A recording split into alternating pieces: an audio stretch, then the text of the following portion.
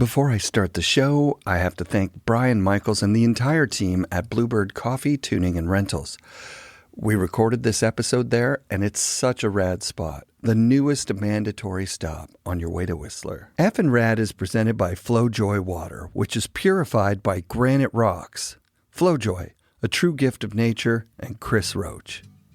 And Essential Toothpaste Tablets. Travel-ready, eco-friendly toothpaste your taste buds will enjoy. Wired Snowboards factory in Vancouver builds high-quality custom snowboards for about the same price as other brands' regular boards. I've created several one-of-a-kind wired customs, including a Chase 162 that's seen hundreds of my best powder days. Get yourself a game-changing snowboard and join the Wired team with Devin Walsh, Sasha Daly, and many others. Wired Snowboards. For more information, go to wiredsnowboards.com. Fixed bindings are FNRad. The comfort, performance, and quality of fixed bindings stokes me out every time I snowboard. Their commitment to making bindings that work amazingly and give you no issues puts Fix ahead of other binding brands. It's just that simple. Buy fixed bindings at an authorized dealer or go to fixedbindingco.com. Bluebird Coffee, Tuning, and Rentals in Squamish is the coolest new stop on your way to Whistler. Bluebird offers quality board tunes using state-of-the-art equipment, premium rentals for every level of rider with demos of Burton step-ons, and award-winning coffee and incredible smoothies. For a blend of expert knowledge, convenience, and lots of charm, stop by Bluebird in Squamish and get your board tuned at the newest mandatory stop on your way to Whistler. Pro Standard makes the grill mount the best mount for your Insta360 GoPro or DJI camera.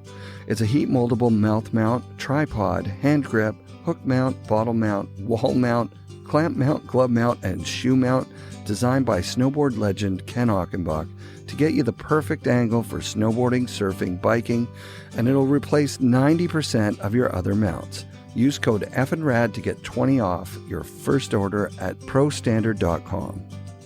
Anon snow goggles enhance and protect your vision with unmatched optical clarity. Anon's Magnatech quick lens change technology allows you to swap lenses with ease.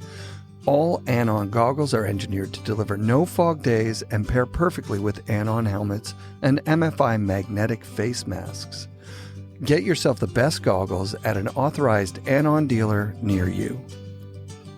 Support also comes from our friends at the Boardroom Snowboard Shop. Check out boardroomshop.com and use code FNRAD10 for 10% off regular priced items and FNRAD5 for 5% off sale items. 1910, the collaborative artworks of Jamie Lynn and Scof. FNRAD20 saves you 20% off at 1910.com.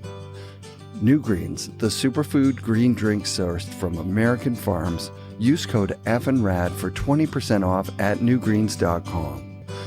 I want to thank DeKind Snowboard outerwear, travel bags, and backpacks, Rip Curl's Anti-Series outerwear, and our friends at Mount Seymour, Grouse Mountain, and Cypress Mountain for their support. Mikey Rencz returns to the show to talk about snowboarding. He's been on the Burton team since before he was a teenager, and now he holds the keys to the Whistler Backcountry, often playing host to some of the best snowboarders in the world. If you've met him, you know he's one of the most likable guys in the snowboarding community, and if you've seen his video parts, you know he's one of the best to ever make a living snowboarding. Stoked to have him back on FNRad. Here's Mikey Rencz. Oh, dude, that's like with Mikkel, like he treats his board as like his baby. He brings it in the house at night. He'll wax every night. He's got a whole procedure, and I wax periodically. Bring it in the shop here every once in a while. Yeah. Yeah. You need the shop guy to do it. It's nice for sure. It's so sweet to have, a wax guy. Yeah, it's awesome. I looked at Peeps for the first time in forever, and I noticed that the newest ones have like satellite technology. Okay. So I'm excited. It's the same price as a regular thing, maybe $100 more. Yeah. You use like a tracker, BCA or something? I'm on a Mammut. Mammut. Yeah. Those ones are badass. Yeah, I've been on that one for a couple of years, traded out every little bit. And I got a BCA I got to check out too. Mm-hmm. Yeah, I kind of just like every year do a little refresher course with some guides and kind of see what they're using. And then pick their brain a little bit, and then try to mimic that. Really, right. Because they're the ones that do the thing. Did you ever toy with the idea of becoming like a backcountry mountain guide? Or no, it's so much work. Hey, it's a lot of work for sure. So much work. Yeah, like just this fall, I did my wilderness first aid. It's just a 40-hour course.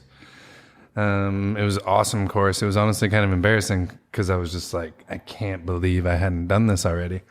And it's not much with snow safety and things like that. It's more just like medical type situations. But anyway, that's just like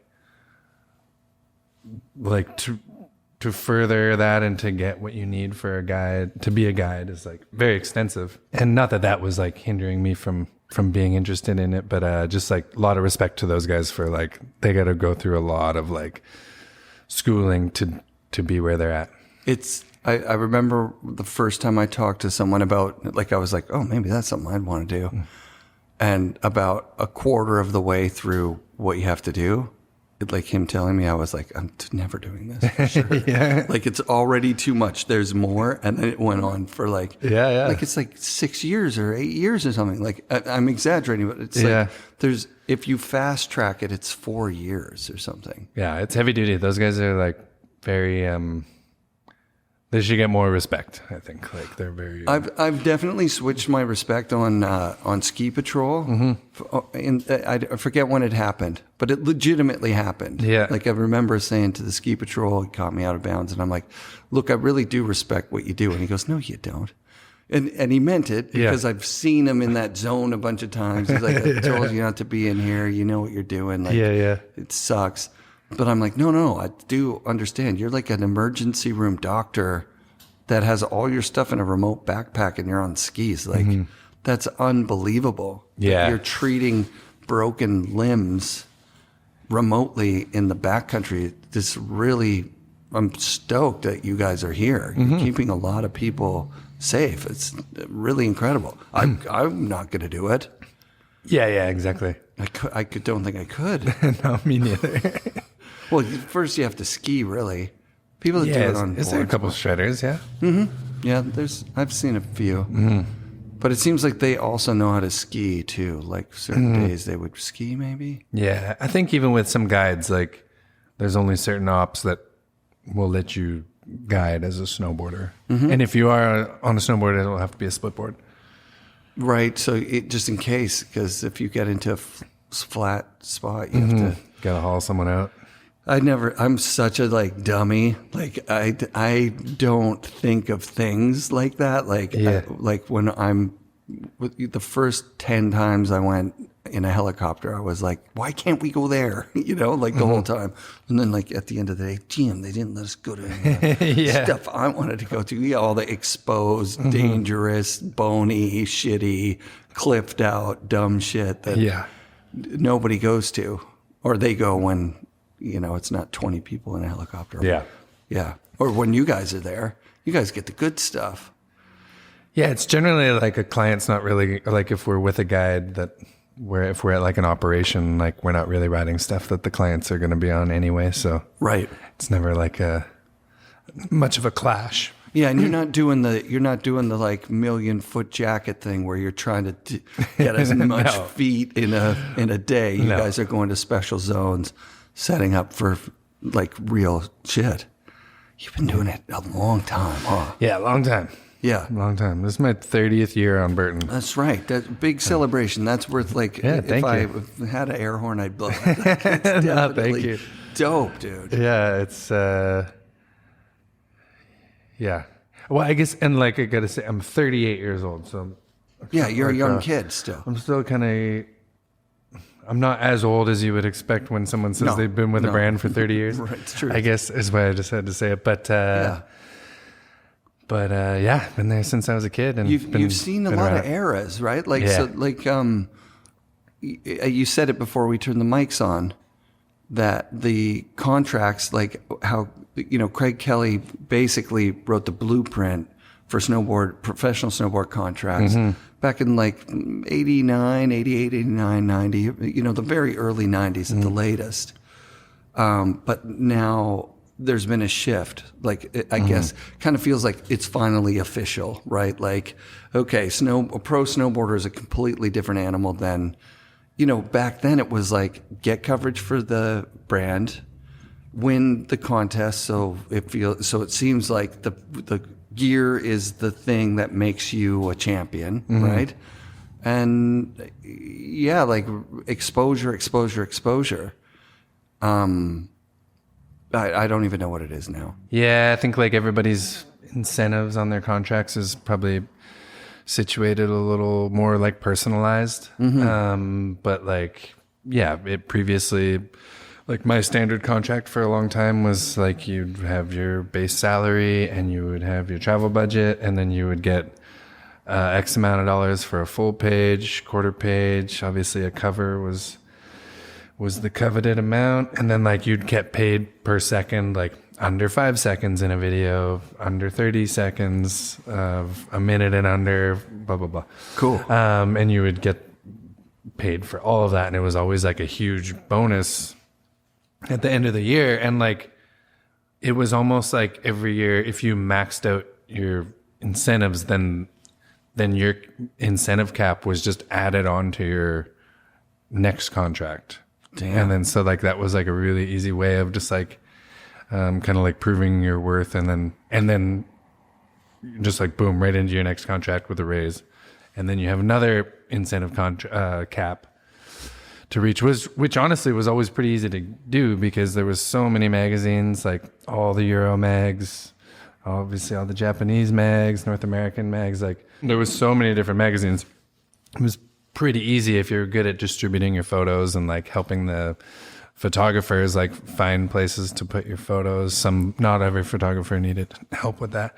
Right. But yeah, it was always like pretty, honestly, like kind of easy to max out your incentives every year. Sick.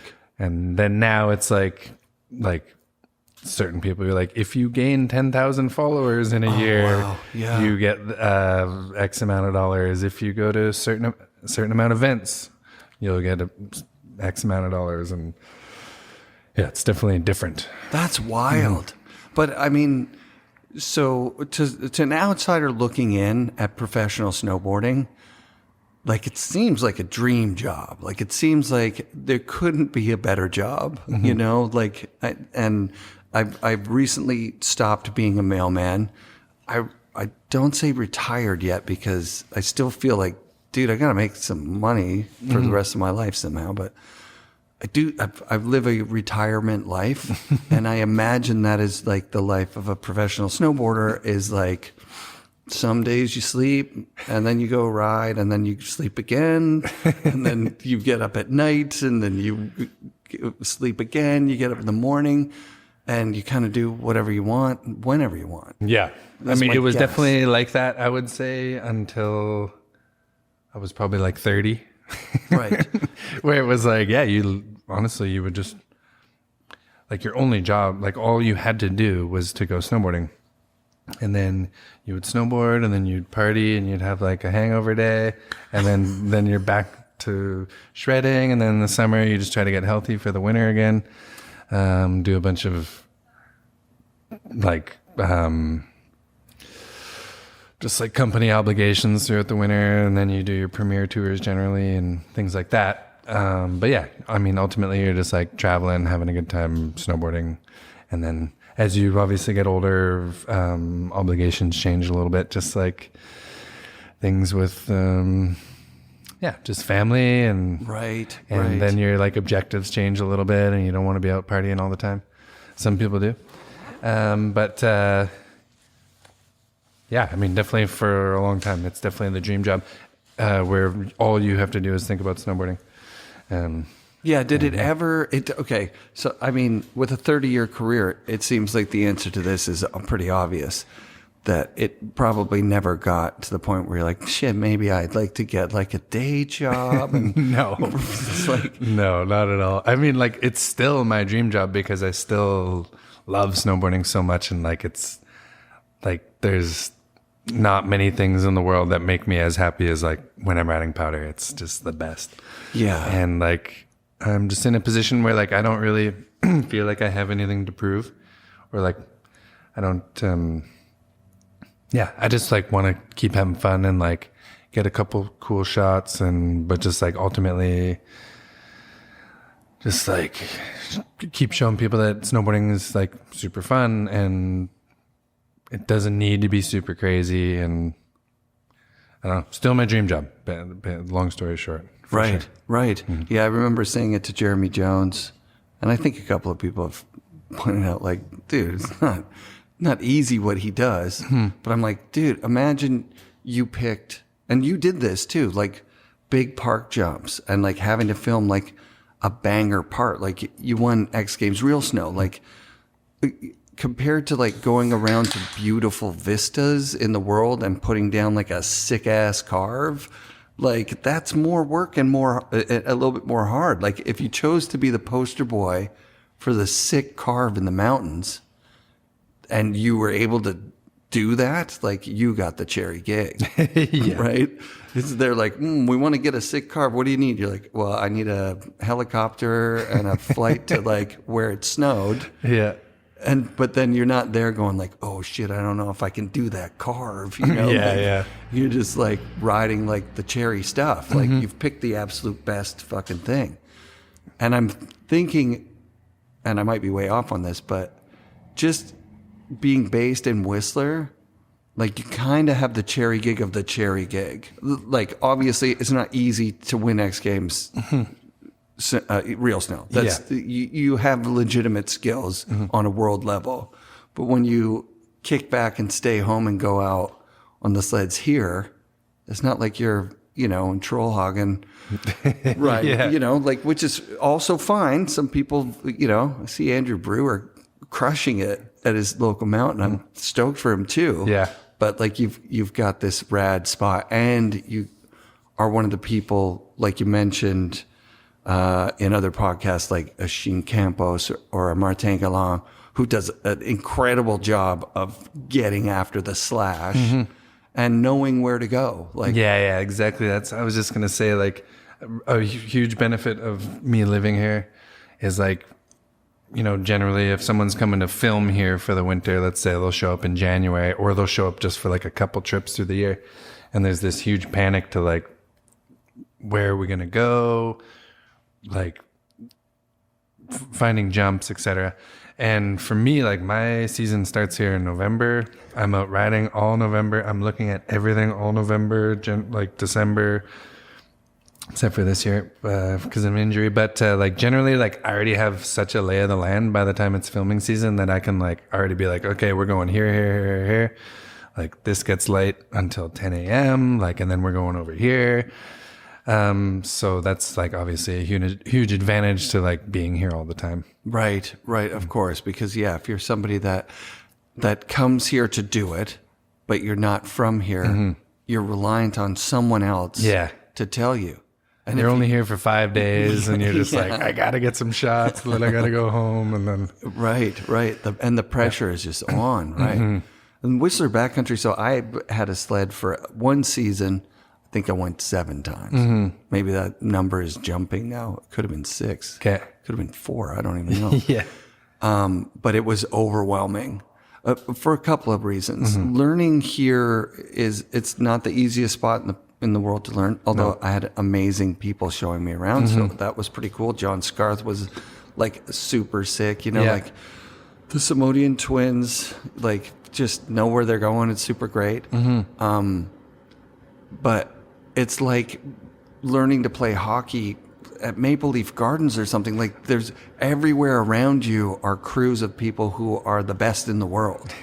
And you're going, well, how the fuck am I going to get up that? And then you fail a couple of times. And then the crew you're with is like, here, I'll double you, you fucking idiot. And then you get on, here, try my turbo. And then I like flub it on a turbo. And they're like, okay, we'll just double you to the top. But that's fine because that person was in that situation themselves at a certain point as well. But it doesn't feel good when you're in it. Yeah, no, it's and it feels like the weak link. Yeah, and also like I should be doing like the Mikey Cicerelli program where I go out and do this on my own for a bit and not burden everybody else the first year. Like, but I'm too, I don't want to say lazy, but like, I don't want to hike to the top of a mountain. If there's a chairlift, I want the chairlift. my number one thing would be a heli, probably a sled with someone else doubling that I feel comfortable with, right? Where I just ride the brake and they say, don't ever touch it. And I just hang on and I get to the top of things. Yeah.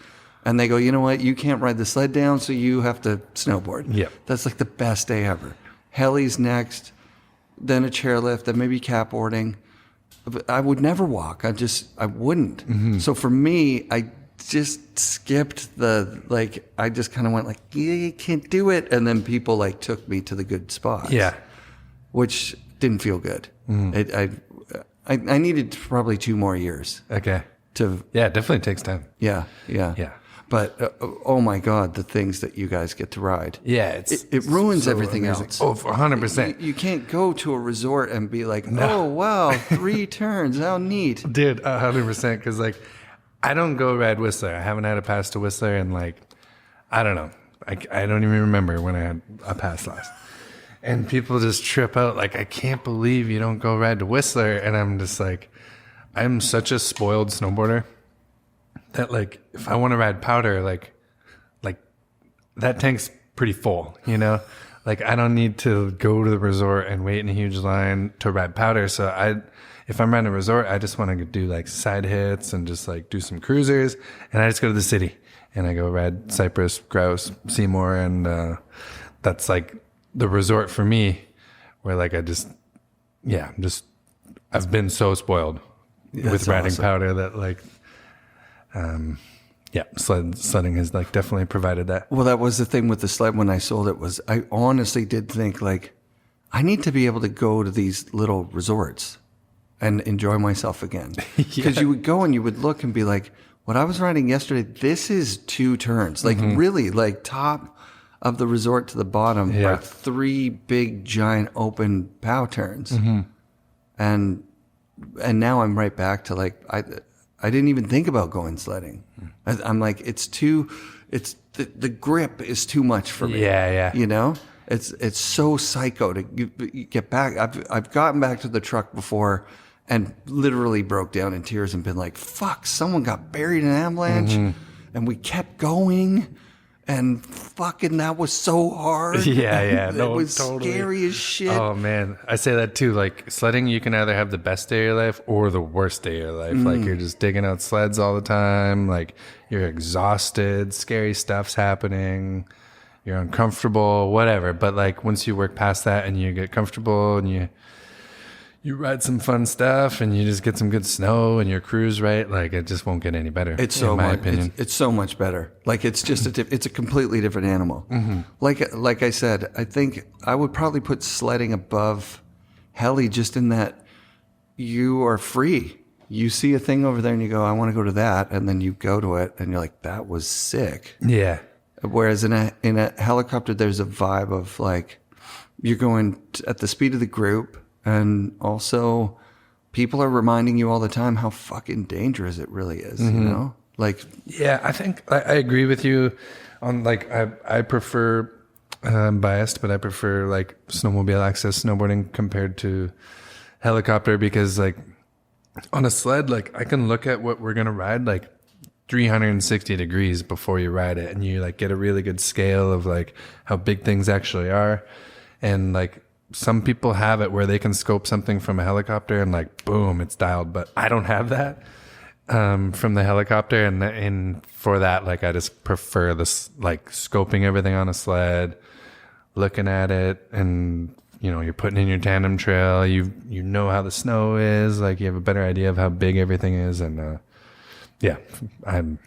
I was just thinking I had like dyslexia. The other day I was looking across a valley at a bent tree. I'm like, at that bent tree, we'll take those like 5 turns there. And then I get to the bent tree and it was really small. Yeah. I thought it was like a giant tree. And the 5 turns were like, you know, like 2 board lengths. Yeah. And I was like, that's so weird that I can't see that. Yeah. But I've heard like people talk about you and like Devin Walsh, like human GPS, like you have like, you know where you are. Yeah. Whereas like, yeah, getting lost in the mountains. Like, that was a part of the panic for me, was like, if I ever got away from the group, I'm like, yeah. I don't know which way we came from, and I don't know which way I'm going. It's crazy. Yeah. But you get that with practice. Yeah, for sure. 100%. And like a lot of the zones around Whistler were shown to me, like to a certain extent, but like for the most part, I kind of found a lot of the places that we go to. Like, I'm not saying I found them first, but a lot of people didn't show me how to get there. Yeah. So I've always just memorized everything. That's it. And where it's different if you're like just following somebody in there all the time. Oh, yeah. Yeah. People have told me where we went. And I'm like, oh, I didn't know that was what. I have no idea. Yeah. Like, it just got on the sled and I held onto the bars and I looked about 10 feet ahead of us for what felt like a million years. And then they were like, okay, which line do you want to take? And I was like, holy fuck. And it was awesome. Totally. But I was not like poking around discovering places like I have been at the local mountains, right? Yeah. Like, it feels nice to have friends show up and then be like, oh, you know what? Today, the best we're going to get is just over this zone over here, you know, and it really, you know it. Yeah. It feels so much better than, you know, when I go to a random resort and someone says, oh, yeah, we should try out these trees. Oh, no, they're all moguls. Yeah. Well, let's go over to this ridge line. Oh, no, it's all rocks. Like, I'm like, really? This is the best you guys have today? Yeah. But it is. Yeah, I yeah, guess. totally. That's how it goes. It's nice. Yeah. Yeah. So in snowboarding, you started as a child, 8 years old. The first board was that Moro board you showed me at your house. Yeah, exactly. And did you get on Burton from the Moro board, or did you? Yeah, well, I was on. I got that board when I was 7.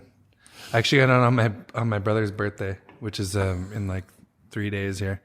But yeah, I got on my brother's birthday, and then I had to hide it because my mom was like, You can't like, trump the birthday Yeah, party. yeah, exactly. But however everything laid out, like I got the board that day. We were in Banff, got it from Rude Boy's shop. Sick. Yeah, and then I was on that board for a bit, and I think it started out as a 129. It had the like pointy nose, square tail.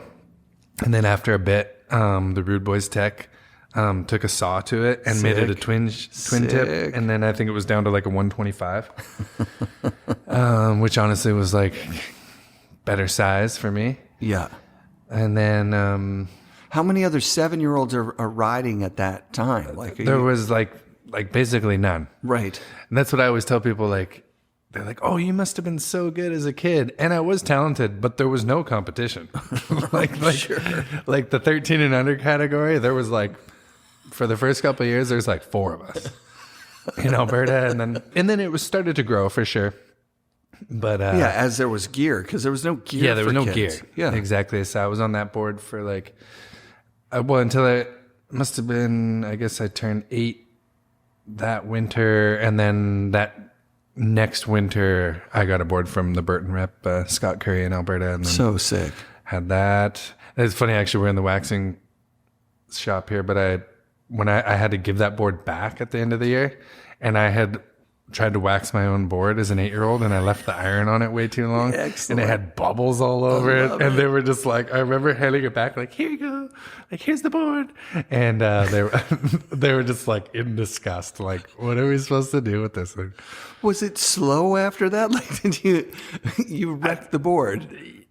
I didn't even notice, like 8 years course. old, just so pumped. When you're a kid, you no idea. Yeah, but it just had bubbles all over it. Yeah, I remember a moment my mom like yelling like, get down here, like go in the basement, and she'd, ironed her like nice shirt with an iron that I had waxed shit with. She's like, you wrecked my shirt. Yeah.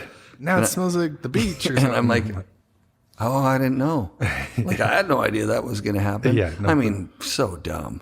Yeah. What's all this wax on the carpet? There's like wax, like stuff. I'm like, I don't know how to get that off. Just waxing my board, Mom. Well, Calm don't. down. Yeah. What are you fucking it's doing? trying to go fast. Yeah. Gotta hit the jump. And no idea on the wax. No. Like, I think I waxed with like cross country ski wax Yeah. one time. totally. And that was no good. And was it the Parawax? Was that the cross-country ski stuff? And it was good for Glide wax curbs? or something. Oh, yeah. It was soft and it was like gross. Mm-hmm. I had no idea. Yeah. I just had no idea. But I did know that when I brought it to the wax shop, it was $20 for the guy to do it. And it was fast as fuck. Mm-hmm. But $20 was like $200. Yeah, totally. It's like, okay, so now my board has been waxed. And that's it. I'm never waxing it again. Mm-hmm. It was so expensive. I rode like a 175 as like a little kid. Oh, yeah. And like where there were no hills. Totally. Because there's not many options like for like smaller options. Well, it was actually where I was, there was like 6 boards in the shop. Okay. You know what I mean? And that was the one that Damian Sanders had. So I was like, fuck, I want to do that. Yeah. I want to be like that guy. That's the one. Yeah, that's for sure the one. Yeah. Like when you get on Burton stuff, what's the first couple of boards that you're riding? Oh, I honestly Wasn't even don't even choppers or anything. No, yet, there was right? no like kids. Well, that was kind of my. So like when I was 8, I got on Burton, and I honestly don't even remember the model of the board. Like I can remember how it looked, but I don't know the model. Yeah. And then I had another board from the rep after that, and then Burton started a kids like a youth clothing line called Backhill. Right. And then that's how I started to I get remember the on. ad. Last time you were on the show, I found the ad, and it's you're holding up a sign or something. Somebody's There holding was up a bunch. sign.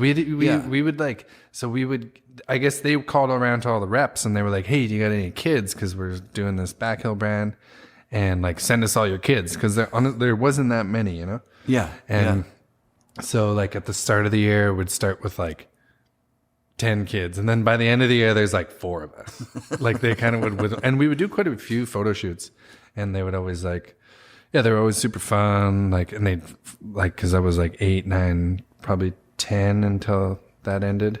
But anyway, like they'd fly our parents out too. And Of like course. The whole, Yeah, you're too young to just fly a 10-year-old. So that was super cool. But, and then from that, then they started to do like the choppers and the punches and like an actual kids like board line. Yeah, like that's what my kids were on. We're just an old punch, an old chopper with a shark on it. Yeah. Like it was dope. I mean, they were good boards. Yeah, good board. I remember one time it snowed in North Van. I was working at the boardroom up on Lonsdale, and I hadn't driven. So I had to get down to the Lonsdale Quay, and I had my kids' board. I just rode it down the sidewalk all the way down. And I was like, these things are actually not bad. Yeah, for sure. A little 129 or 135 or something. It's like they hold a grown man. Yeah, totally. Yeah. Yeah. It was fun when the gear started to diversify into all different categories and start to, but then for a while there it was just popsicle sticks, really. Everything was just like a twin, everything. Everything was just twin. Yeah. For the backcountry board, just a stiffer twin. I don't even think I even noticed it at that point, because I was just like, yeah, this is awesome. Yeah. Like, I didn't really care about like having a different shaped board or anything. What was your discipline? Like, did you compete in everything? I competed a bunch as a kid. I was like, I thought I was a half pipe rider. But I think like ultimately I was like better at jumping. Yeah. And it was funny, like Jumping didn't come in at first. It was only half pipe and racing. Were you in it when it was just half pipe and racing? yeah, there was no slope style events. It didn't happen yet. So it was like you did that, and then you would do like a dual slalom that had like the drops in the middle. You remember that one? Yes. And then like border crossing was kind of popular for a bit. I guess it still kind of is, but I don't know if it is. no. I think they're hard to build. Yeah, I bet probably costs a lot of money to build one. Big build. But yeah, I remember when Border Cross first kind of came in, and Palmer was crushing it. Yeah. It was like, it was exciting, but then competing in it sucked. Yeah, it was gnarly. People would just grab you and run over you. And Totally. And it was always like the people that would do, I don't mean this in like any disrespectful way, but like the people that would do really well in the border cross were like a lot of the times the people that didn't do good in the other disciplines. And then absolutely. I don't know. Anyway, but did that. Until the guys who did well in the other ones, like the Seth Westcotts and you know, like Palmer they're like, we can clean up at this. Yeah, we totally. can actually make some money at this. This is Got dope. way better board control than these guys. Yeah, totally. But I did that for a while, and then honestly, like, because every time we would go on these backhill, like these kids' Burton shoots, like, we would shoot in the pipe, and then we would do we'd build jumps and hit the park jumps and stuff. And Sean White had this interview, and they were like, "Is there any other kids that's like kind of on your level?" And Sean was like, "Well, there's Mikey, but he's more of a park rider." And I remember reading that and being like, what does he mean? Because in my head, I thought it was a pipe rider, but it kind of like got my wheels spinning because I was like, I guess I am like better at jumping than I am in the pipe. I could do a bunch of tricks in half pipe, but I was like, I could not link them together in a full run. Interesting. Like for a while, like when I was like 13, 14 years old, like do a McTwist at the top and like do a 720 at the bottom, like boom, you won. Yeah. But then as soon as it was like, okay, you get in the pro category and you got to do like, you got to start linking tricks. I was like more of a one hitter. Like I could do the tricks. I just couldn't link them together. The big start, the big finish, you win the thing. Yeah. No and problem. then as soon as I had to like add some more in the middle, I was done really. But yeah. And then like moving to Whistler too, when I was 14, like the half pipe was always full of snow. So it was just like, well, we're going to go build jumps. We're not going to be riding the half pipe. Totally. So yeah, it was pretty easy exit in the half pipe. Yeah. And was there like shack at that point? Was there already? So like you've already got pro park. Mm-hmm. And did you wear a helmet? Yeah. The whole time, the whole way through? No, not all the way through. I probably, honestly, like when I started riding more backcountry, when I was like probably 16, I kind of stopped wearing my helmet just because I was like, and that's when I was that young, like my kit was not dialed. Like when I would go in the backcountry, it was not dialed at all. And so like I'm always wearing my sled helmet, and then like switching to my other helmet, like I just did not have that like that switch over like dialed at all. And then as that became an issue, I just stopped wearing my snowboard helmet. Yeah. And at that time too, it was kind of like the stigma of like, oh, like getting out of looking like a kid rider, like by like ditching the helmet kind of thing. So I never thought of that. Yeah, no, that makes sense. So that was kind of like, it was like almost like a welcome transition to like not wear the helmet. And then I was like, I take a lot of flack for not wearing a helmet, but when I look around in the lift lines now, and you can look, there's like 99.9% of people have helmets on. Yeah, totally. I've been wearing a helmet the last 2 years. Yeah. Not all the time, but I have definitely been wearing it more, especially last year because it was like a bony, like we didn't have much snowpack here. So I started out the year with a helmet and I ran it like almost the whole year. And this year I bring it with me out every day.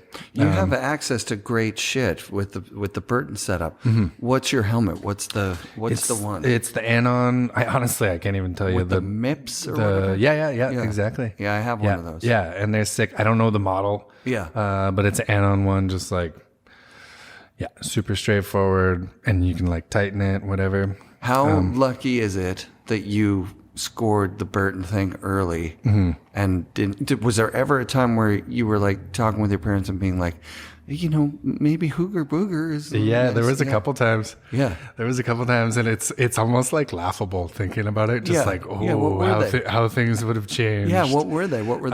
There was almost like a nitro change at one point, because I had just done some... stuff for the Treetop movie I think it was Second Wind with like Lucas Huffman and Sheen up on Brome like over the summer. Right. And Lucas called me in this fall, or maybe it was still throughout the summer or whatever, but he was like, hey, like I really want to like get you on nitro.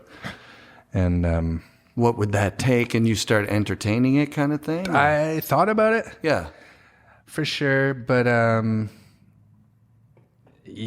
I think like at that point it was that was like a pretty easy decision because like nitro, like almost like it was cool, like definitely, and like they had a sick team, but it wasn't like as cool as it became, Totally. shortly after. Totally. So that was like honestly kind of like a bit of an easy decision, but I was so like humbled and like stoked that he reached out. That's because right. Luke is such badass, and like obviously hanging out with Sheen is awesome. Yeah. And then like when Genius was starting. Oh, wow. That's a mind blower. Yeah, Genius you was on in the mix. Genius, Yeah, damn, that would and be sick. That was kind of funny. What era Mikey is that? That was like, is that like 2002? Maybe that sounds about right. 2002, something like that. So you're crushing it at that point. I was like just getting into backcountry. Like I was like not really doing any contests anymore. I don't think. Like maybe I would do an odd one.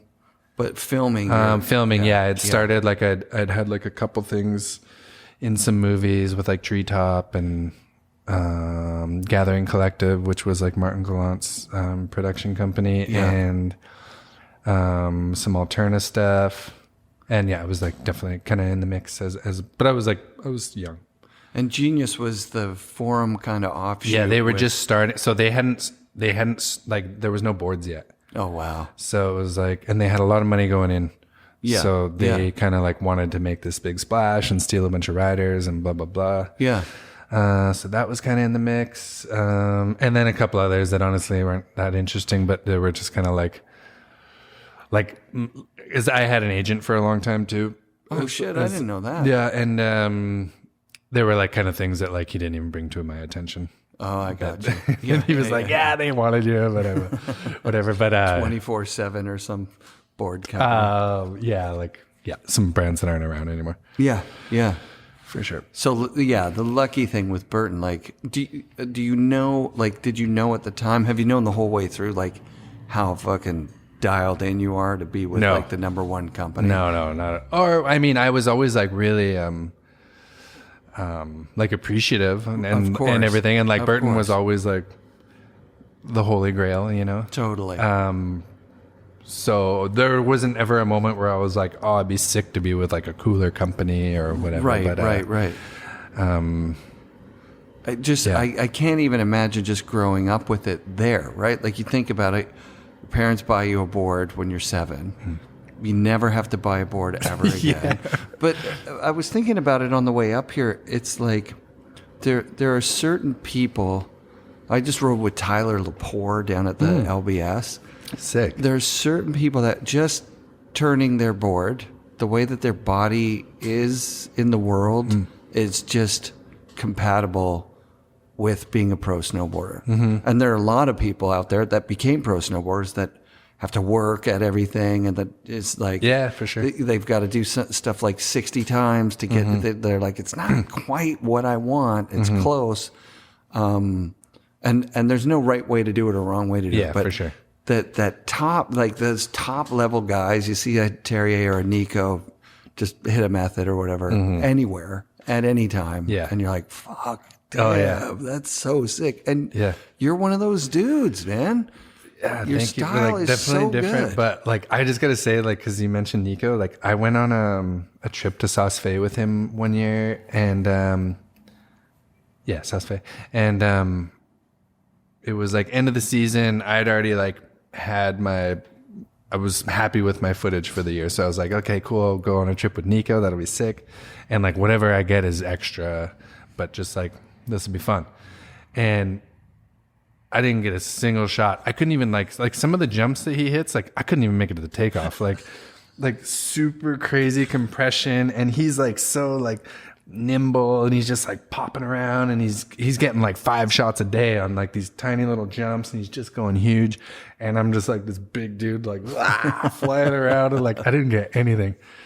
And but yeah, like dudes like him, Terrier, like Bob Elts like that too, that can just like hop around. They're like actual magicians on their snowboard. It's like so incredible. Yeah, I put you in that category for sure. I do. Like it's incredible. Just the way that you look when you're on your board. It's the right way. Thank you. Yeah, it's super sick. Burton seems to me to be like you said, the pinnacle, the dream. Like if you ever, have their stuff and then go to something else real quick, you know, like you're like, oh my God. Yeah. Burton stuff is better. It's better in a way. And I don't ride for them or anything. I mean, they do sponsor the show, which is awesome.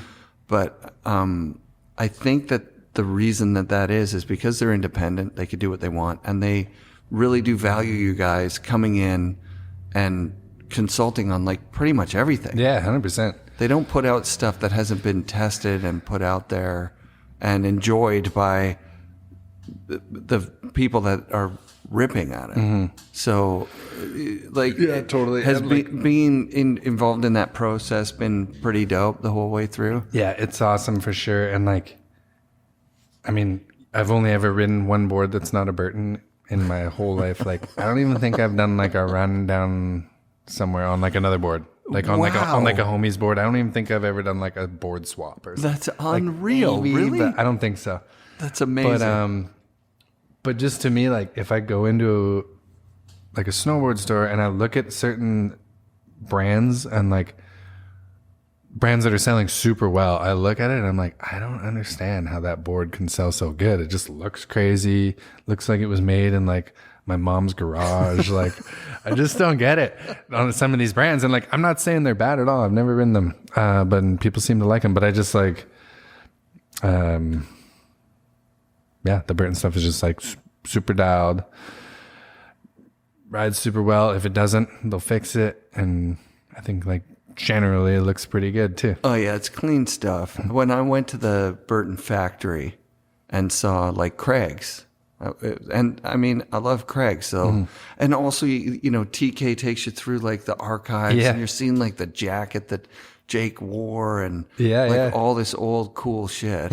That's the stuff. You're like, holy fuck. I really fell in love with Burton as a company when I was there and was enamored. I actually said I was going to, because Terry, I was like, why are you off Burton? He's like, ask Donna. So I actually like just was like, hey, can I get an interview with Donna? And I thought, I'm going to go down there and I'm really going to grill her over the rocks.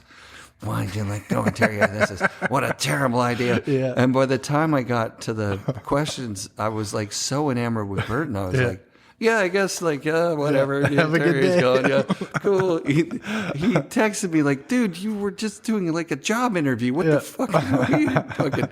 And, I mean, that whole thing was just such a nightmare. He should still be on Burton. That's silly that he's not, in my opinion. But, you know, falling in love with Burton is very easy when you go there. Yeah, for sure. Yeah, they have a wicked setup. And they make their binding parts in a fucking 3D printer. And the boards are put together like all wild. Like, it's cool. Really, really hard to, it would be hard to pick apart and be like, oh yeah, these guys, you know, just don't give a shit about snowboarding. Exactly. I got to say, since you mentioned TK, like Todd Coleman, for everyone listening who does all the archives for Burton, but we used to go to Craig Kelly camp together. Like we were both campers.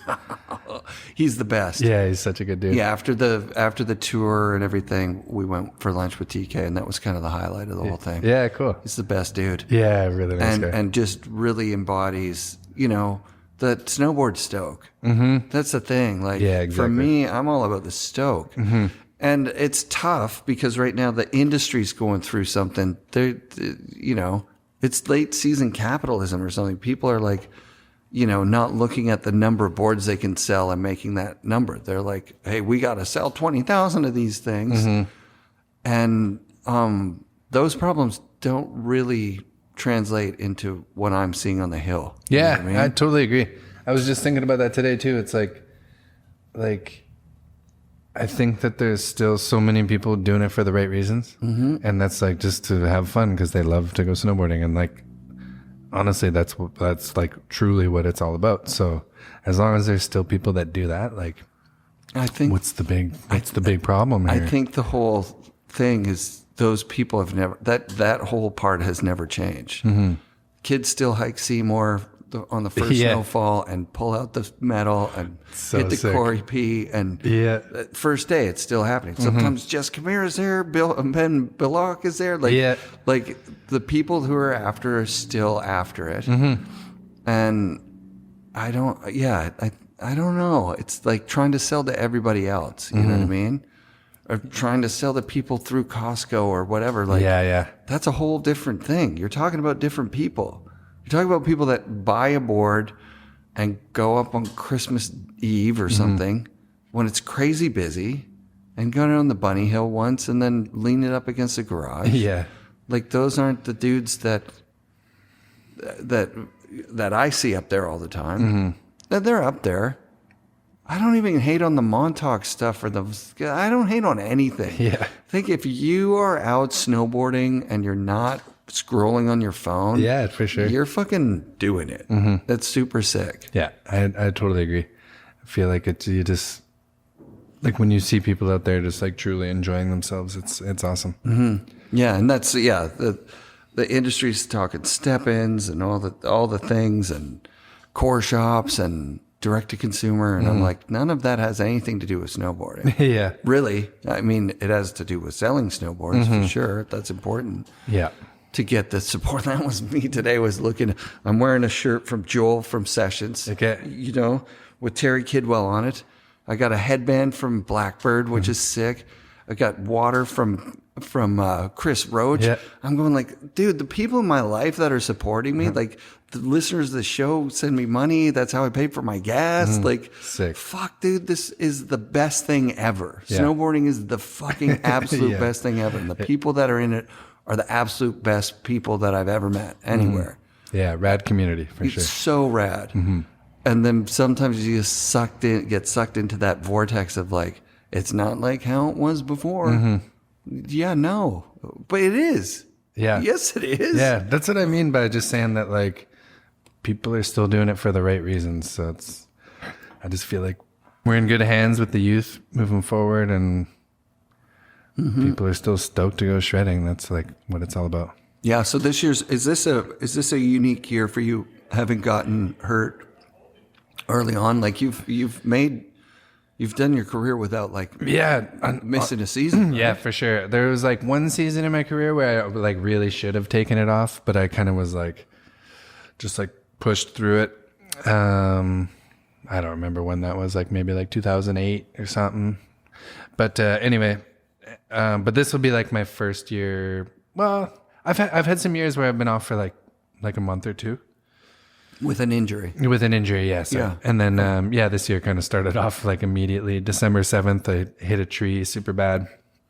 And I was out for, I think it was like 7 weeks or something. And been trying to do a soft launch, but it's been a little tough. Yeah. For sure. But it's all right. Plus, you got a wife at home that's pregnant. So you got like, you got a lot going on. Yeah, for sure. But it's all good. It's just like a pay to play scenario. You know, you're gonna get hurt. You're just gonna like deal with the injuries, and you still have time. Yeah, you can get some clips. Yeah. You can fulfill your contractual obligations. All that stuff. Exactly. You don't want to say it's easy, but like, it's a good job. Yeah, but you have to get it, and in order to get it, you got to be as good as you are. So you got it. You have the job. So congratulations. Thank you very much. But we'll get back out there, and like I've been riding a little bit. And I think that's where I'm at right now. Is I'm starting to get back into being back in the mountains, and I'm just like feeling super rusty.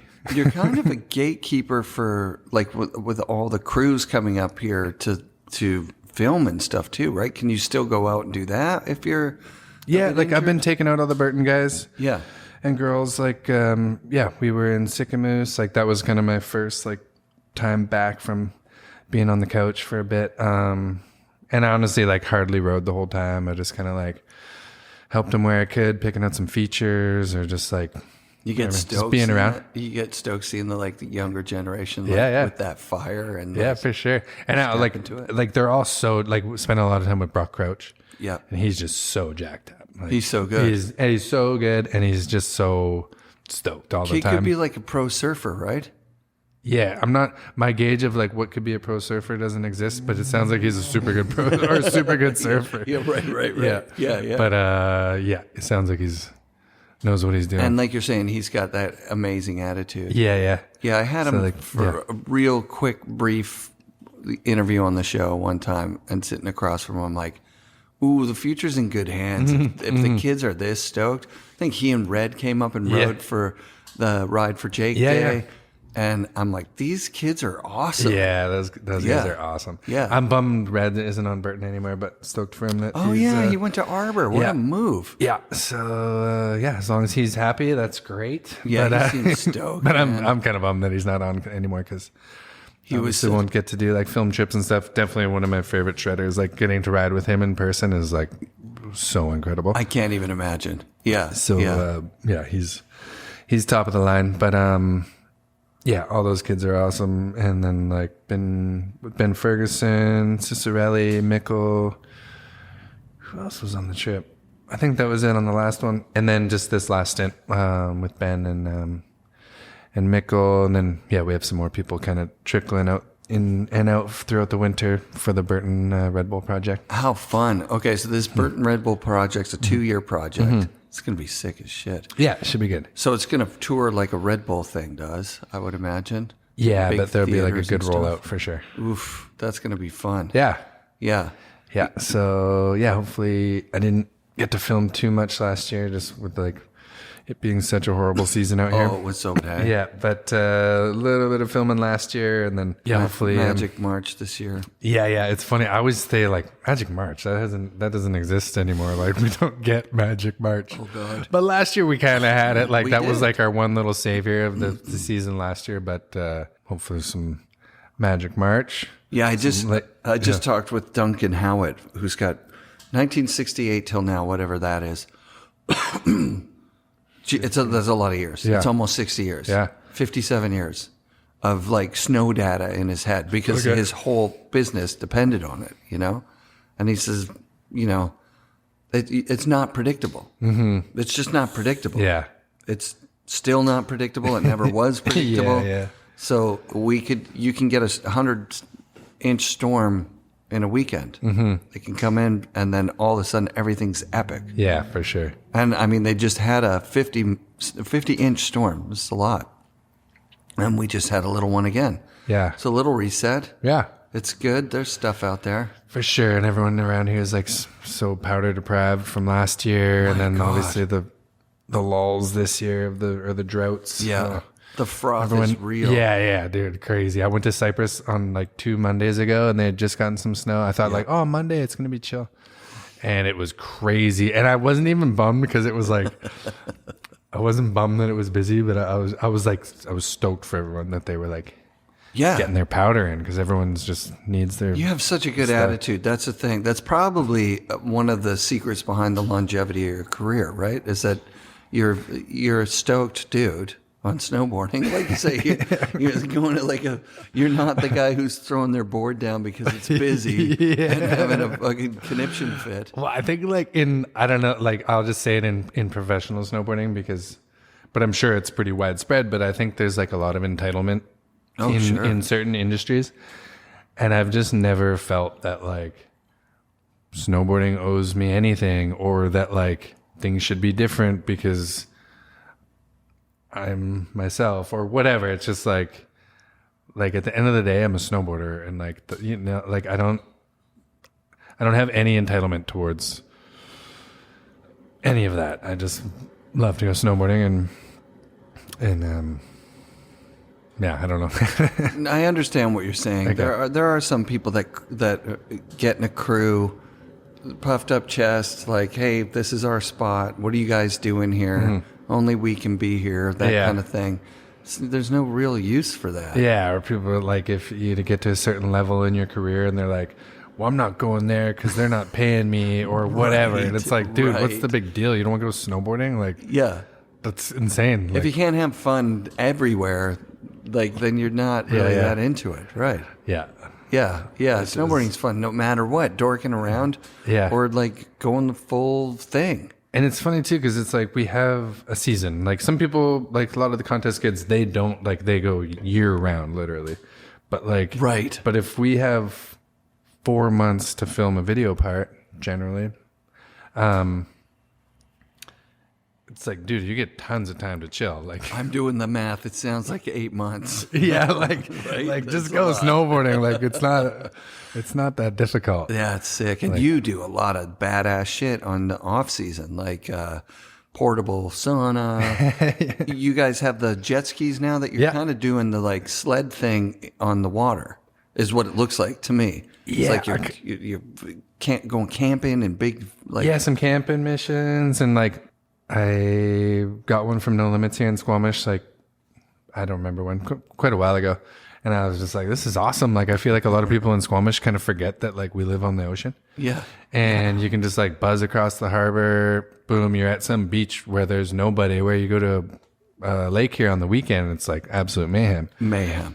So, honestly, at first it was just kind of, like, a nice way to, like, just like buzz off for a little bit, beat the cruise crowds. up, cruise up the river, whatever. And then as more people started to like, more homies started getting them and stuff, then we just like go do some camping missions, and yeah, it's awesome for sure. Like definitely as my family's growing, it's like the Sea-Doo is not going to be fit in a family of 4 for too long. So definitely going to have to upgrade to a bigger vessel, but get a boat. But for the time being, it's I nice. thought you were gonna say, okay, so that's gonna go by the wayside. You're like, nope, just getting a bigger one. Yeah. And honestly, here too in Squamish, like our boat launch is so horrible that if you got to put your boat in and out all the time, if you don't have a slip at the marina, like you're gonna have a horrible time. So, and just putting the Sea-Doo in is so simple. Like I can go out in the morning, pop it out, doesn't matter, low tide, high tide, where like, because the boat launch is so horrible. But with the Sea-Doo, it's mellow, and go out, have a coffee, drop a crab trap. Oh, wow. And then like go do something else for the day, and then buzz back out at like 5 and go like pull the crab traps. It's just like a nice, easy little Squamish thing to do. It's so sick. Yeah. And it harkens back to the very first board sport to have, people that are like, fuck society. I don't want to be an accountant. I don't want to have a job 9 to 5. We're surfers that just like showed up on the ocean. They're like, we surf, we catch our food, and then we eat it at night. And it seems like living off the land. Yeah. It seems like, why would you do it another way? Mm-hmm. Like, why get a job to buy crab when you can just buy a trap and get fresh crab? Yeah, I gotta say my bounty isn't like super plentiful. Like I'm probably just starting to get free crab from as far as like my investment into totally crabbing. I've done it a couple of times, and I've concluded that it's better to find the guy who does the big commercial thing and buy the ones that have like the broken legs and shit. Like I remember I was getting 3 crabs for $20. Sick. It, like just from when I was a mailman, a guy had all the crab traps on his lawn, and I was like, do you have like ones that you can't sell that are like friends and family kind of deal? He's like, yeah, 3 for $20. And I would just call him all the time and get 6, right? $40 worth of crab. That's like so much crab. It's insanity. That is sick. Yeah, because if you have like one big crab, if you're like, that's kind of good for me. Like I don't want to be cracking crab legs all the time. But, 6 is. But anyway, it just like it's a cool activity to do here. I saw some people on foil things today. Yeah. That didn't have a wing or anything. It looks like they got probably an electric there's motor the electric dudes here. Yeah, I've seen those guys buzzing thing around. Is going crazy. Yeah, right. It's going nuts. Yeah, for sure. Mike Olson from LibTech was just all about the foils. Oh yeah, he's I mean, it's low impact. I think that's a thing. Dude, when you see someone that knows how to ride it, you're like, that totally makes sense. Looks like fun, yeah. Yeah, or you watch the dudes out here on the like foil windsurf compared to just the regular windsurf, you're like, dude, that looks so much better. That is smooth. That looks bad. Yeah, totally. Yeah. Like they're getting so jostling around, they probably can't even see. They're just like, Yeah, I've always been a one sport guy. I didn't try golf or hockey. I've never skied. I've never like really done anything else. Skateboarding, snowboarding. And I'm always surprised. I think when people divide it between too many things, you just have too much stuff. Yeah. And you end up not going as much. That's my guess. I don't know. I don't know what I'm talking about. Yeah, no, that definitely makes sense. But yeah, I honestly had like, basically growing up as a kid, it was like skateboarding and snowboarding for me, and that was it. And then I had so many summers where I would be injured all summer, where like I couldn't really do much stuff. And then as I started to have healthy summers, I was like, this is awesome. And it kind of like also fit into like when I had some money. So then, and like honestly, my biggest like draw to like getting these toys and things like a dirt bike and side by side and stuff is like I wanted to go to the places. I like hiking a lot, so like I would use these to like get up in the mountains, whatever. But I wanted to check out the spots that we spend like all winter in the summer. Oh, sick. And that's kind of why I got into like most of that stuff. Yeah, because you already know these spots. You found them. Like you said, it's not like you discovered them, but you found them on your own. You're like, oh, this is that spot. Okay, cool. And now that you add the 4-season thing to it, or the split season, and you're still going the same spots.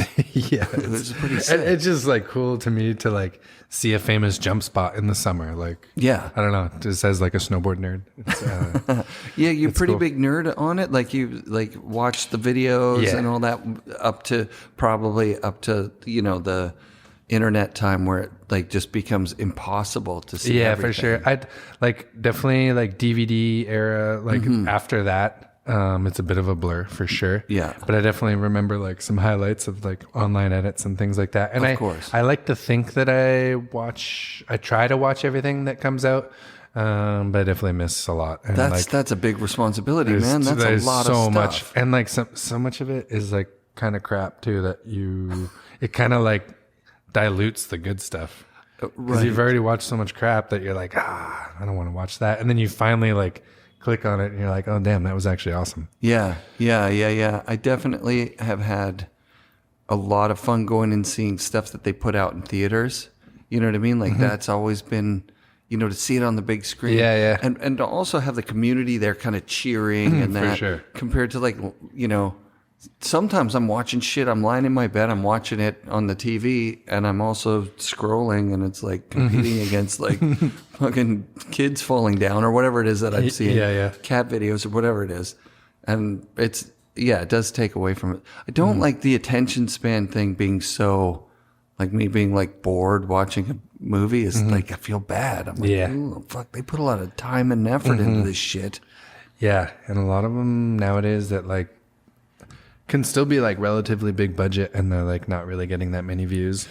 Yeah, and I think I think it could be, and this is just I'm probably assimilating like Dano's take on it or something, but I think when you don't have the gatekeepers, right? Like, so if every company is making their movie, and then the team writer, it's not like you have to step up to not get your footage cut, because whatever your footage is goes in the movie. So that step up like cut thing, like I think I heard you say you filmed for Standard or MacDog and you didn't get a part. Yeah, nothing. Like, wow, what a like Yeah, got to step it up. Right, but at the time to get in those films, it really was like your sponsors have to pay and you have to get lucky and fucking bring it. Yeah. And the filmer's got to get the shot. 100%. And it's got to be something never been done.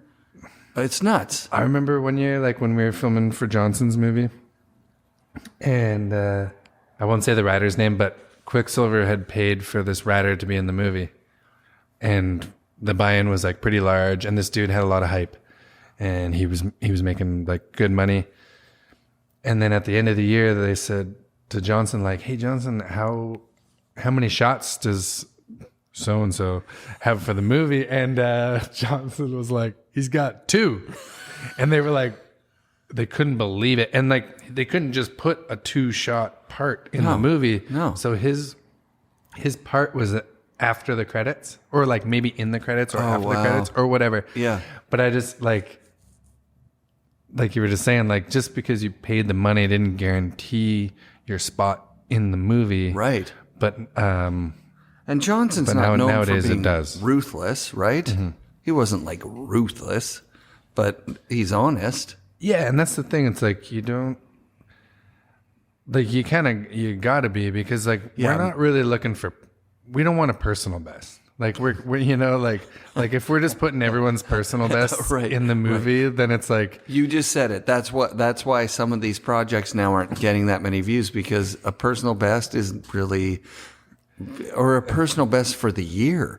Like, because we've seen people with long careers where now we're seeing personal bests are going down, and so you're not You're not putting out something that is like mind blowing compared to before. But also the consumer of the content is changing. Yeah. Right? Like I used to be pretty, like super critical. I'm a critical person, but so I probably still am. But, you'd watch the video parts and be like, oh, so Devin already did something on that like 20 years ago. And now I've lost that completely. Yeah. Now it's more like, how beautiful was the shot? Ooh, they nailed that. What a beautiful day. And the style is like 100% perfect. Yeah. Like no jar on the landing. And you're like, fuck, that looked good. Yeah, I feel similar in that sense too, where I changed, like I don't get as hyped on tricks anymore. I'm more hyped on the feature. Like if somebody finds a cool feature and like the snow looks good and like I'm way more hyped on that shot than like if someone goes and does a back 7 off a jump that's been back 10 or back 7 like so many times. I don't give a shit. Yeah. But if they've like somebody finds a cool feature, I'm way more hyped on that. Your take on the double cork is the best. I love that. That it's like a fun trick to do, and when you put it down, it just feels like money. But there was a time where, like, the industry was saying, "Well, can you do a double? You got to get some double corks for your part. Like, you don't have a double cork in your part. What are you doing?" Yeah, your part wasn't done unless you had a double cork. Right, which is insane. It was crazy, and like, but it was 100% a thing. Like, I remember that pressure of like having to get the double cork. And I kind of hated it because I had the pressure to do it, but then when I actually landed it, I was so stoked. Yeah. And so it was like this, like, damn it, I hate that I had to do that, but that felt awesome. Yeah, they look great. I remember when Travis first was doing, like, I remember seeing Travis and thinking like, oh, that's a hucker. Like it was so early in the game. Being like, oh, that's like one of those guys that just goes off the jump and like his board is under him when he comes around. Like, but then, the next year he's doing the same thing. And now 20 years later, he's still like, he has that move on lock. He can do it on like the biggest feature in a live contest in Alaska. That's fucked up. That's not a huck. That's like, he's got that thing fucking dialed. Oh, yeah. And he's a savage, too. So. Savage. Yeah. Unfriggin' believable. And people forget, he's doing this while he's running the contest. Like, he's like, okay, the next call for the next thing is this and this and this. Okay, now I'm dropping in for my run. Right. And they're like, ask him a question. He's like, yep, answer the question and then drop. Yeah. Like, what the fuck? Yeah. I think he needs all those things going on to like, I don't know, that's just how his brain operates. Yeah, I remember when I interviewed him, like there was a bit of it and I was in awe. I was like, this is a guy who's just doing what he's supposed to be doing. Like he's not out of place here. He's where he is comfortable. For sure. I was thinking of him when I'm like, when I said previously, like I don't feel like I have anything to prove. He definitely doesn't have anything to prove. And he still does every year. He just like comes up with some crazy edit again and again and again. And it's like obviously different mentalities and stuff, but like he just does it. Would you do natural selection? Thing for you? I've done I'll say I've tried it twice. Yeah. I've honestly never had a great experience. I think just like going back to a kid, like I never thrived at contests. Like I was never like a competitive dude. Yeah. I don't like it when someone tells me when I can drop. Like when we're filming, I drop when I'm ready, Yes. And I just like contests were never for me. And like the couple times that I've tried a natural, like the first one might not even been called natural selection. It might have been called Supernatural, maybe. There was supernatural, ultra natural, then natural selection forever, I think. Yeah. So anyway, like I did one of those. It was at Baldface. Baldface, sick. Which I was like super honored to be a part of because I have the big poster. Rad. At my house, and it's on the wall, and just like the list of riders that are on it, I'm like, I'm so stoked to be on that list of riders, Yeah. But that was like kind of a crazy experience. I was just like, this is not for me. And then I did like the Canada one, which was like a couple years ago with COVID and nobody could do it. And honestly, that was like a horrible personal experience as well. So like, just, it wasn't fun. Yeah. Just wasn't for me. Yep. And you got to love watching your friends in it though. Yeah. And that's the thing. I'm just like after that one, I was just kind of like, oh, I can't believe I said yes to this just because it's just not my style and like whatever, a bunch of other stuff. But, and like, I don't mean this as like, it's just not for me. Doing that event is just not like my style of like doing things. But I love watching it, and I love what they've done because they've created something huge totally that like people are into. So yeah. But I like watching my friends ride in it. Yeah, I can't help watching it. Yeah, I'm still pretty critical of like, you know, oh man, they're doing big flips and 360s, you know, which whatever, dude. I know when I'm on top of a feature that I looked at from the other side of the valley or whatever, and I'm like, oh, it's like a 5-foot thing, and it's steep, and it's like, it does not look like what it looks like, for man. sure. Scary as fuck. And then live cameras on you, and it's going out to millions of people or whatever. That can't feel rad. Yeah, that's got to feel awful. So yeah, it's definitely. I like, if you look at it, like the majority of the riders that do really well do come from a competitive background, and I think you like have to have that. Mikkel, right, like, when he was a kid, right, to like really thrive in that situation, because it is a contest, and like there's a lot of pressure, and there's just like so many things going on.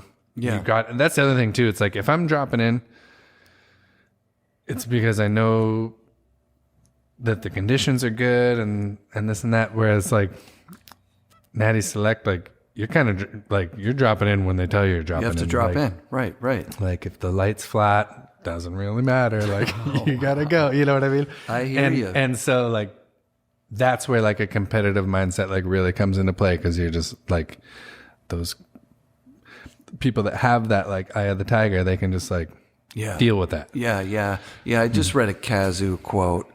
I'll put it up on the show. Like, he gets kind of critical of it. Like, oh, everybody's in the natural selection. Okay. That's why I don't do it. Okay. Because snowboarding is about individual style. And you just said it in another way. It's like someone telling you when to drop, and the conditions look a certain way, so they'll work for the camera. But like, you're out there struggling. You put together a video part, it takes you 2 fucking years, right? You can't put together a video part in a single run. Yeah, that's nuts. But some people can do it. Yeah, like Travis has done it. There's a handful of people that have done it to a point where it's like, oh damn, that's some next level shit. Yeah, for sure. Yeah, there's definitely been some like really sick moments in that. Yeah, and it's just getting better and better and better every year. Yeah, which is super sick. Hopefully, they get some more courses going and keep it entertaining. But like, to say when like Kazi doesn't do it, like if you really break down like all the riders that could be in it, it's a pretty large list. It's really big. And like some people just don't thrive in it or don't want to do it. And Bryn Alexander being in it this year is sick. Yeah, it's cool. Fuck. Because I feel like they kind of dogged him though. They put him in the split board event, but he doesn't even have a split board. He had to use verts the whole time. It's like, no way. Come on. And then the other dudes just came here for their duel, Tor and Stale, I think, maybe. Anyway, and they had him a heli. I was like, damn, dude, way to give Bryn the split board event. Unreal. And anyway, but it does show that like, he's on dope, right? Like he doesn't have a big sponsor paying his way in. They're opening it up to a broader, I mean, maybe not. Bryn's amazing. So for sure. I like the idea of wild cards. Yeah. That 100%. Are like our local guys that are like, just like sure. Fucking next gen coming up. Yeah, definitely. I kind of feel like the NST dudes probably got sick of everyone being like, dude, you need to get Bryn in this thing. Yeah. So they're like, all right, here. Yeah. Okay. Get him in. Yeah. Get him in. And there's a handful of guys from here that could really get after it. Yeah, for sure. I mean, the Pacific Northwest breeds riders that would ride that stuff. Oh, I just want Dustin to win it. He should have won it. You know, he's got that one. He won the bald face one. He's got a couple seconds, I think, maybe.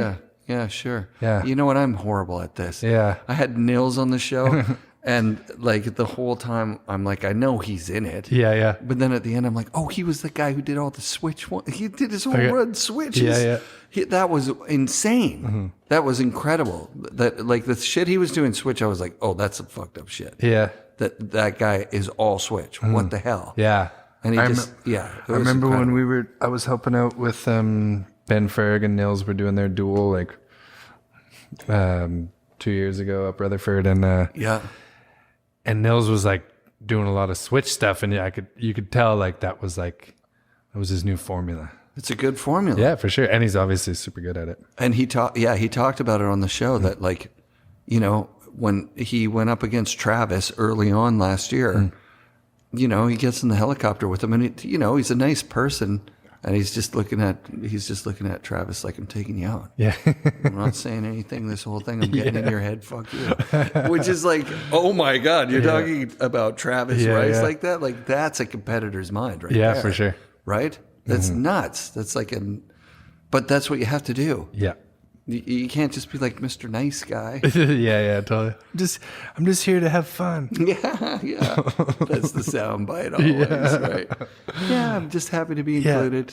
Here to have fun. Yeah, exactly. Hey, you got to win, man. You want to win. Mm-hmm. I have zero of that. I'm always there to have fun. The contest thing for me is like the absolute worst way to ruin a day of snowboarding. Oh, yeah. Yeah. Dude, I was thinking of that just watching X Games recently, and like all the interviews at the end of the run was like so, like basically you could tell that like somebody was like, hey, just tell them how stoked you are to be here, and like how good the course is, and like how happy you are to be at Aspen. And then it's like, yeah, I'm just like so stoked to be here at Aspen. Like the course is running so good, and just like really happy to be here with all my friends.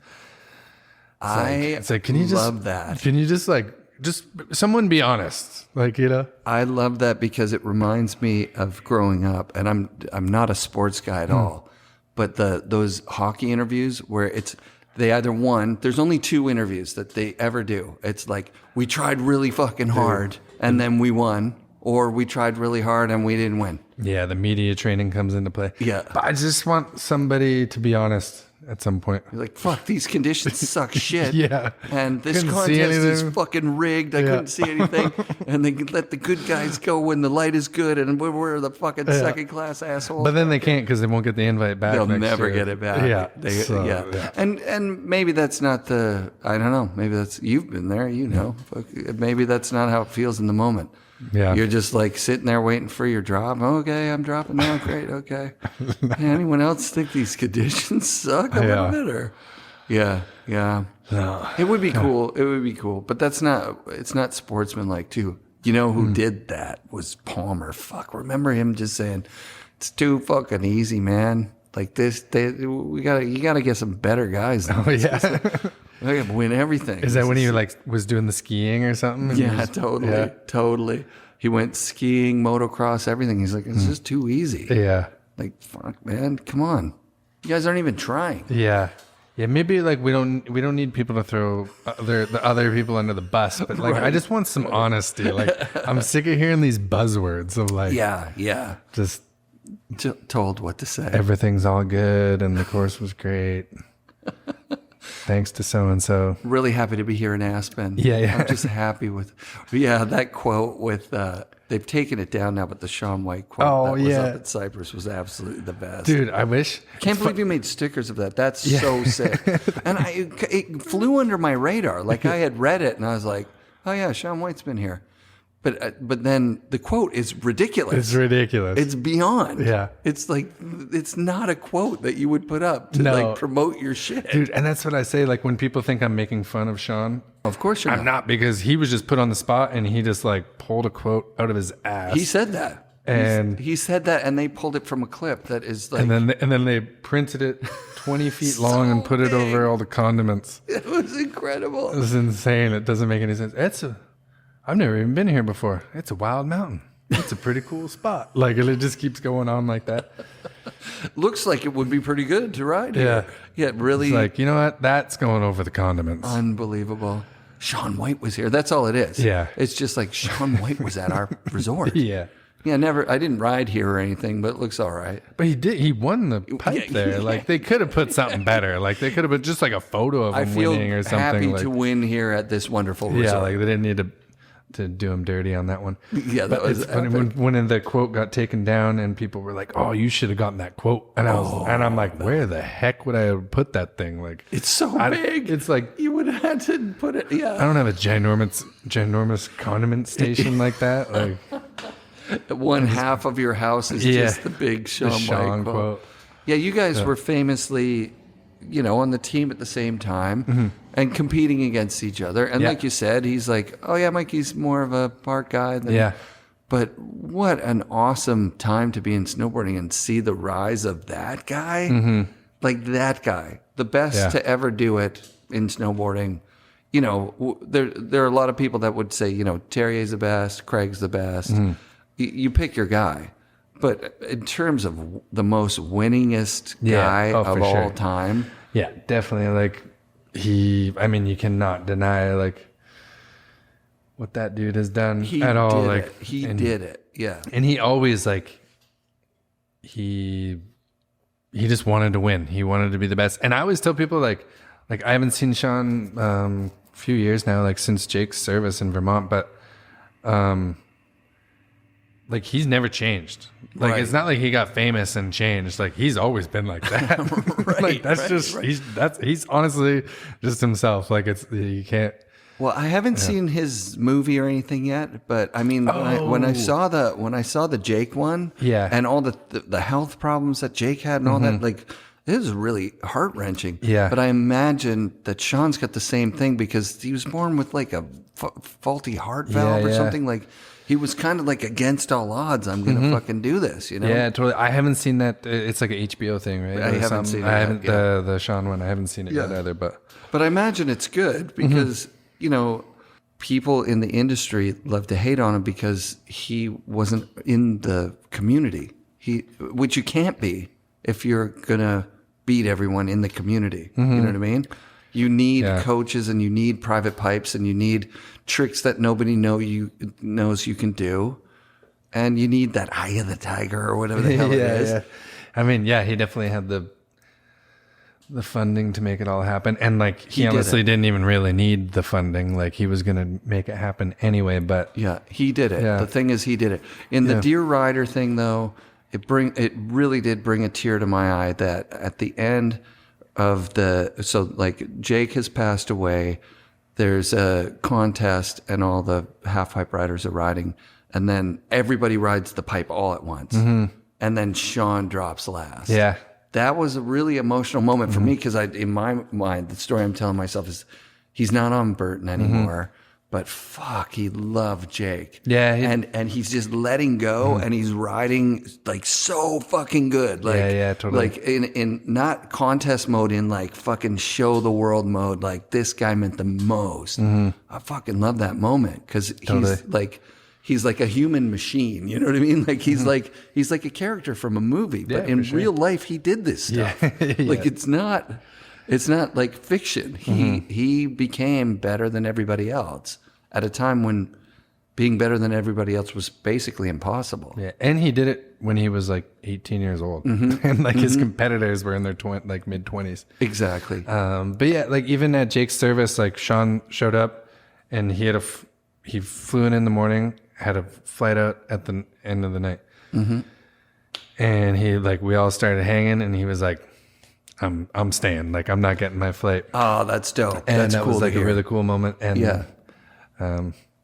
like he's not like your snowboarder, I think, which is why he like gets the most hate. But ultimately, like he's Shaun White. He loves it as much as any of us. He does it as much, like more than any of us could do. Like fuck, dude. Yeah. He definitely. I'm like 50 now. So like when I was a kid, it was just like, fuck that guy. Actually, when I was a kid, I was like, wow, there's a kid who does this. And he's really good. Yeah. That's awesome. And then in the middle, it was like, oh, no, he's going to play guitar and fucking, be on Rolling Stone magazine and also rule at vert. Like, give me a break. Yeah. You're going to skate with Tony Hawk and do all these things. Fuck, dude. Like, tone it down. Yeah. But So good. he's just so good. So, yeah, I told myself I wouldn't go gushing on Shaun White, but it's cool that you got to come up with that guy. And here you are, you're still on the Burton team, which is fucking incredible. Yeah. It's actually really cool. Are you the longest rider now on the team? I'm the longest, like, existing. I feel like maybe Terrier was, like, coming up on 30 years. Yeah, you must have been. Like, You must have been, because it was like 90.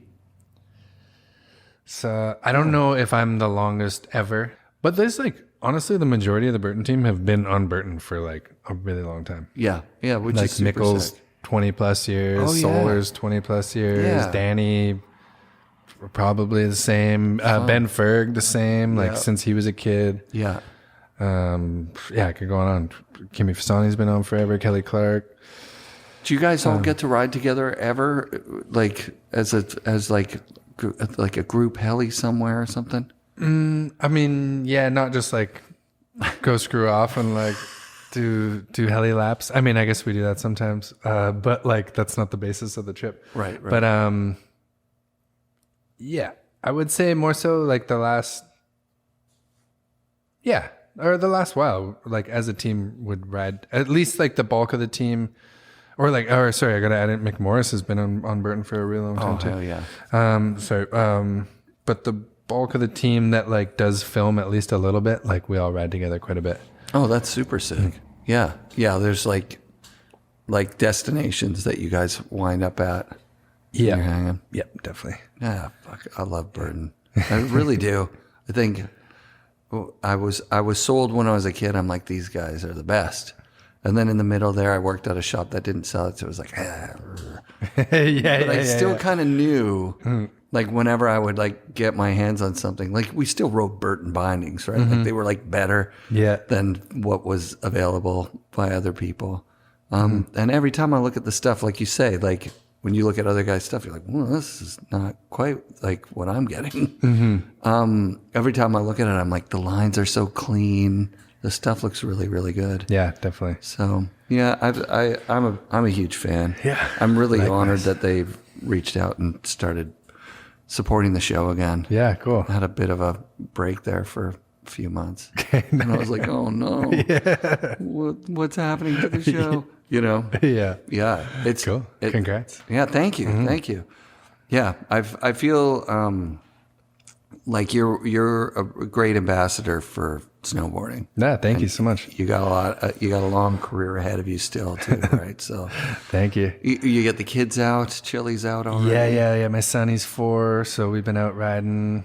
I think last year would have like been a really good intro year, but we didn't get out as much just with like the low snow. I didn't want to like torture him out there.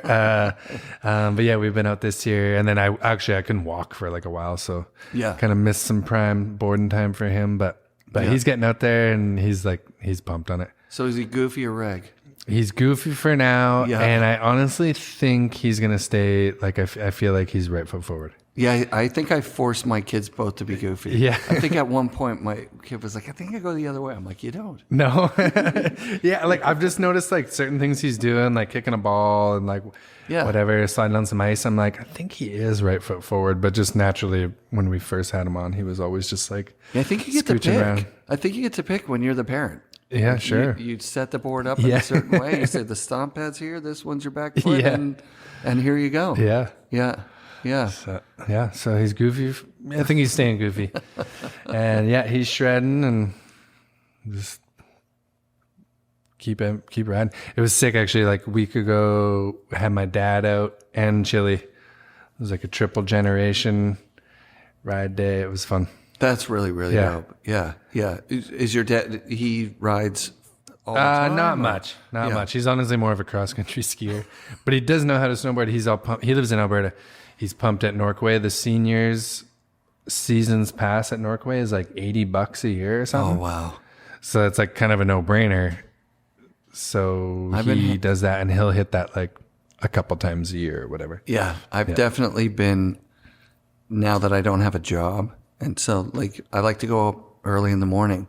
You know who else likes to go up early? Oh, the seniors. All the seniors, because they can't sleep. Yeah. They can't sleep anyways. They may as well be there. Yeah. And so the conversation's always the same. Yeah, I mean, I got up here and you get on the first tram and nobody's here for the first hour. Yeah. I've been saying that for years. I'm going to be a senior up there forever. Yeah. Oh, it's great. The first tram is... Yeah, that's the talk of the town. It's always, yeah. And the rumors are the best, and it's actually pretty good every day, no matter what the conditions are. If you get up first, Yeah. you beat that Need crowd. those first groomers. It's nuts. Yeah. Yep. Sick. It's fun, man. All right. That's awesome.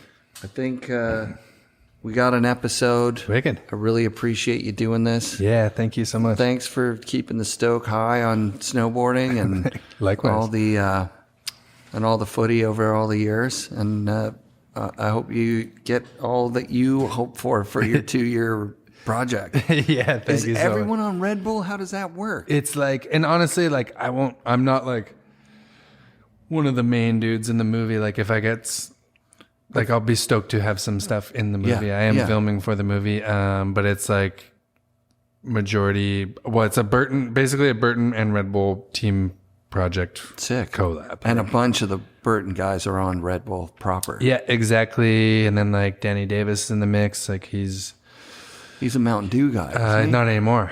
Ah. So he's in the mix. Wild. Like he's not on Bowl. We've actually had like Cicerelli out with us a little bit, even though he's on Rockstar.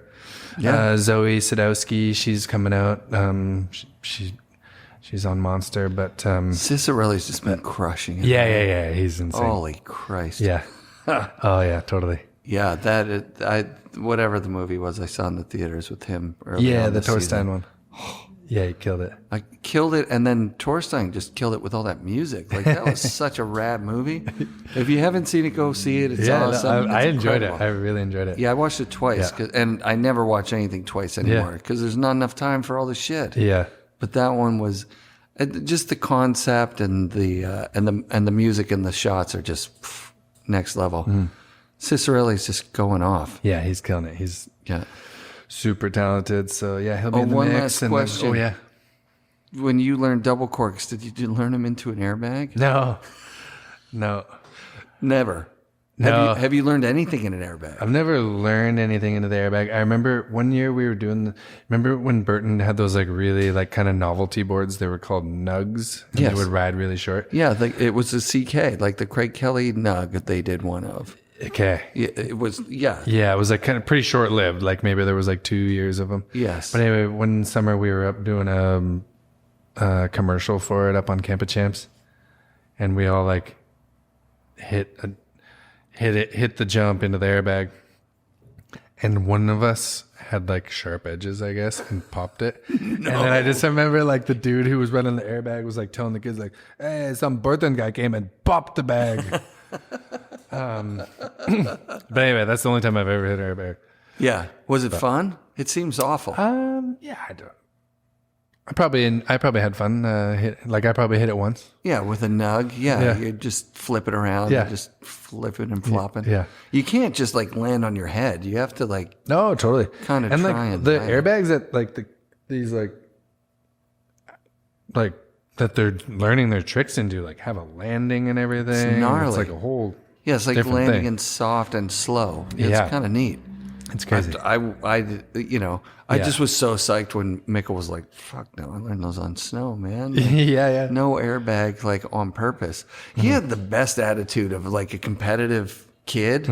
Don't do the same run twice. Yeah, yeah. Like, and just for him, really. Yeah, he's like a man of principles. Just like, Principles, yeah. exactly. It feels like the snowboarders, and I'm not saying Mikey Cicerelli doesn't have principles, but I think when you have a coach, you're just in a different zone. You're in a different headspace, and you're doing things for a different reason. Yeah. Like Red Gerard talked about it. Like his parents were like, please do the Olympics. Like he wasn't like, oh boy, Olympics. Yeah. They're like, can you compete for one more year before you go in the backcountry? It's an Olympic year. And then he won the Olympics. Yeah. And he's like, so what? Totally. It's just a stupid contest. Yeah. I'm like, that's the best. That kid right there is the absolute best guy.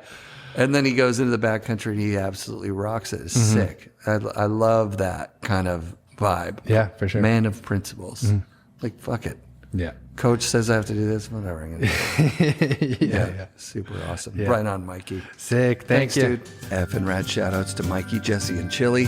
Thank you for doing the show, Mikey. Big ups to all our Patreon supporters. You guys are the reason I can do this show. Thanks to the sponsors, too. Be sure to come back next week for more FNRad snowboarding presented by Flojoy Water and brought to you by FNRad Productions.